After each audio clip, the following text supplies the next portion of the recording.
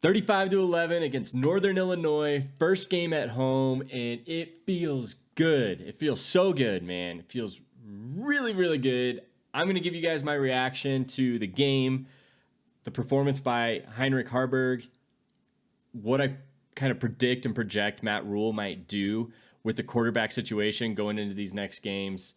We got a lot to talk about, but welcome back to FFT. I'm Trevor. Let's check it out.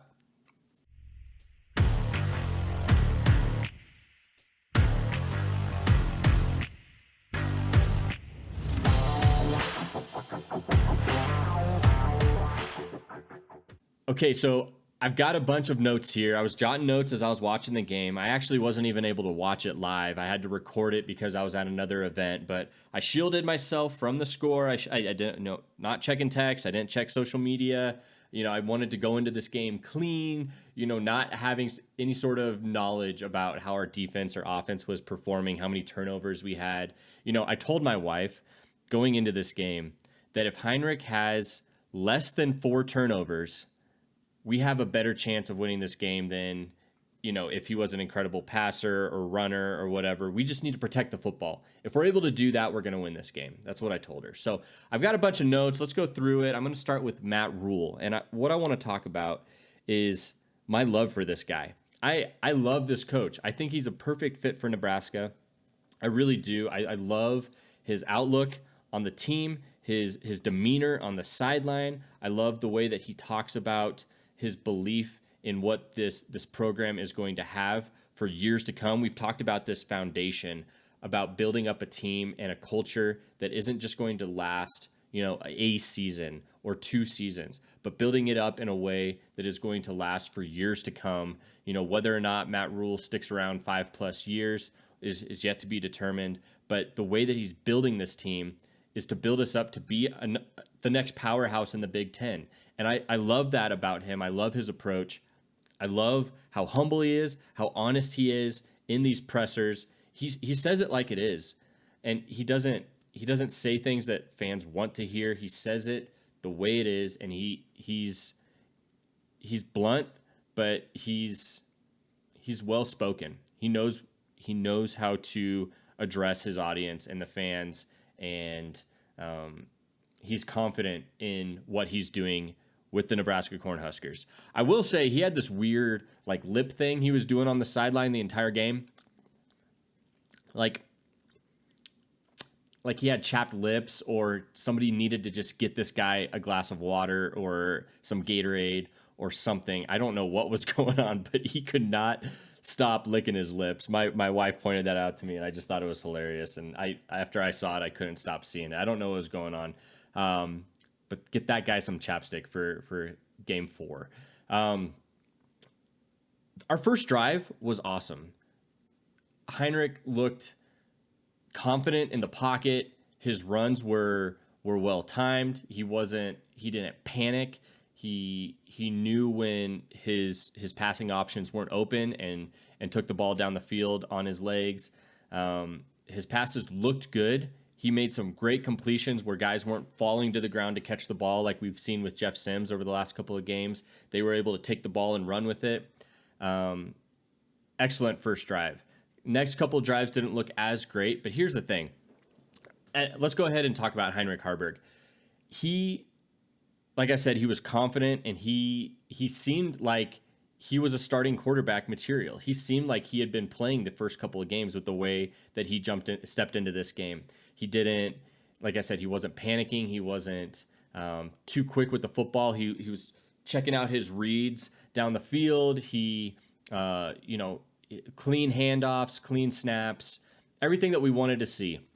He had 1 turnover this game that I'm not really even going to say it was his fault. Yes, you could say he should have gotten rid of the ball sooner. He maybe should have taken it and run. He should have seen the guy coming, but he was dropping back to pass, and the guy grabbed his arm as he was going to throw it. It wasn't your typical, Jeff Sims drop the ball in a shotgun off the snap, or all these other things that we've been seeing. He protected the ball. He was smart with it. He didn't make any sort of passing plays that put the ball in jeopardy. There was one There was one pass play where he threw it into tight coverage. The guy was, it was like double coverage, and it maybe should have been picked. But out of all the passes he had, that if that's his only one, and it wasn't picked, so he really only had one turnover. That's all we need out of our quarterback. We've got great weapons in the running back room. Marcus Washington played well. Billy Kemp played well. Our special teams looked great.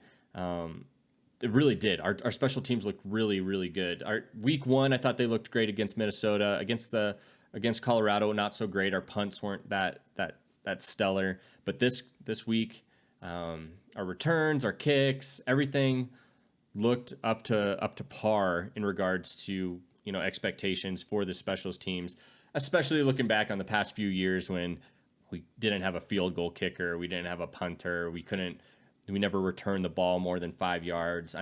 So I'm excited about what our special teams is doing.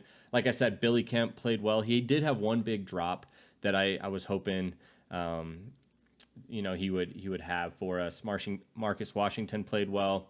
Thomas Fedoni, the tight end, he had an excellent catch down the field on the sideline that got us a first down and kept the drive alive. I love seeing that out of some of these guys that aren't talked about a lot. But Thomas Fedoni had an excellent catch. If you didn't see it, go back and look up a highlight on Thomas Fedoni. It's worth seeing. It was an excellent catch. And let's talk quickly now about Anthony Grant and Gabe Ervin. So I've been receiving a lot of comments in my other videos about Anthony Grant. Yes, he got benched game 2 against Colorado because of the horribly timed fumble against Minnesota that definitely had a part in playing us losing the game. And he got benched for it. I understand. And people are saying, why are we talking about Anthony Grant? Why is he a starter for our offense? This guy is not reliable. I beg to differ. Watching this guy run, you're going to have fumbles. I get it. He's been prone to them before in the past, and we want to, turnovers are one of our biggest weaknesses right now in our offense. And so we're doing everything we can to avoid it. But he's had one turnover in the last 2 games, and he is an excellent runner. He is fast. He is quick. He's elusive, and he's also strong. He's not afraid to put his shoulder down and get that extra yardage after contact. I love seeing that out of him. And we need more of that. But I do think Gabe Ervin is our number 1 overall for this team in the running back room. Gabe the Babe. Man, I'm just going to keep calling him that the rest of this season. If he was on a better offense, he would be talked about more in the Big Ten or in the NCAA as a whole. He is an excellent runner. He is hard to bring down. He's fast like Anthony Grant. I don't know their 40 times. I don't know if I've taken a look at that, but they both seem quick. And Gabe Ervin is the real deal. I just kept saying throughout the game, just feed that guy the ball, because every time he touched it, it seemed like he was getting 5+ yards on every carry. He was putting his shoulder down and taking it to him. They seemed like they didn't want to tackle him near the end of the game just because of how hard he was hitting those defenders. So it was great. It does seem like our offensive line is the weakest part of our offense right now. As I say right now, this game, considering the fact that we only had one turnover, I would have said, obviously quarterback play is our weakest link. But Heinrich Haarberg played exceptionally well. And so based on that, our offensive line was probably the weakest point of our team as a whole. Our defensive line played well, our defensive backs played well, our special teams played well, our running backs played well, our wide receivers played pretty well. Heinrich Haarberg played exceptionally well. It was just the offensive line that I think needs to pick it up and give them a little bit more time in the pocket and create some more space for running backs too. We need to create a little bit some more holes as we're trying to take it between the tackles. So what's going to happen these next few games? I don't know. I watched the post-game press conference with Matt Rule, and he kind of gave like a non-answer about who's going to be starting as quarterback for our next game. And I think it's because he's going to have to really, really consider this performance by Heinrich Haarberg. Going into this game, he absolutely said that Jeff Sims is our guy. He's our starter, but if he's hurt, Heinrich Haarberg might take over. And now that the game's completed and he saw this guy play, I think every fan in Lincoln or across Nebraska wants to see him start this next game as well. I I think he's going to have a hard time determining that Jeff Sims is going to be the starter after this performance. Now, I wouldn't be surprised if Jeff Sims does start the game just based off of how he's been talking about him.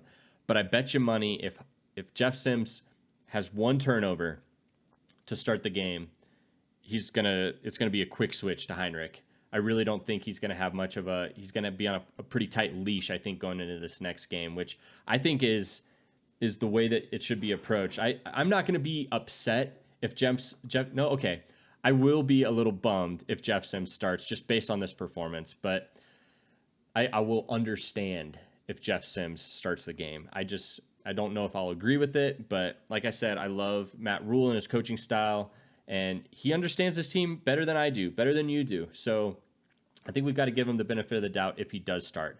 I would be elated to see Heinrich Haarberg start this next game. You know, they kept talking about how Heinrich Haarberg is like the Jeff Sims archetype, where he's, athletic. He doesn't have an incredible arm, but he's good on his legs.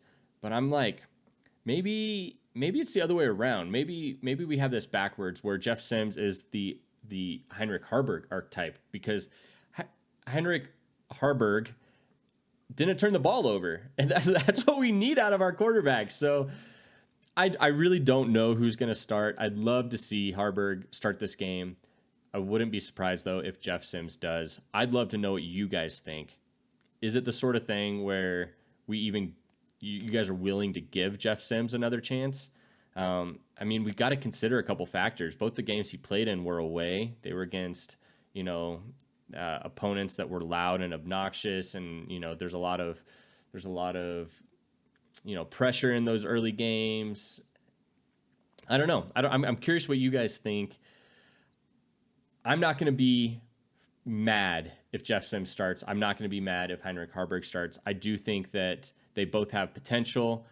Heinrich Haarberg, could be a turnover machine too, but as of right now, he's not. So that is my choice. If I had a choice, if I had Matt Rule on speed dial, I'd say put him in, coach, because he's showed it, and he's reliable, and he's not turning the ball over, and that is what we currently need out of our quarterback position. But that's it, guys. I'd love to know what you guys think, so please leave a comment down below and like and subscribe if you guys want to see some more FFT content. I cover the Nebraska Cornhuskers and also some fantasy football, so if you guys want to see some more of that, make sure to hit the like and subscribe to check in as I do more videos. I'll be coming out with more as the week goes on.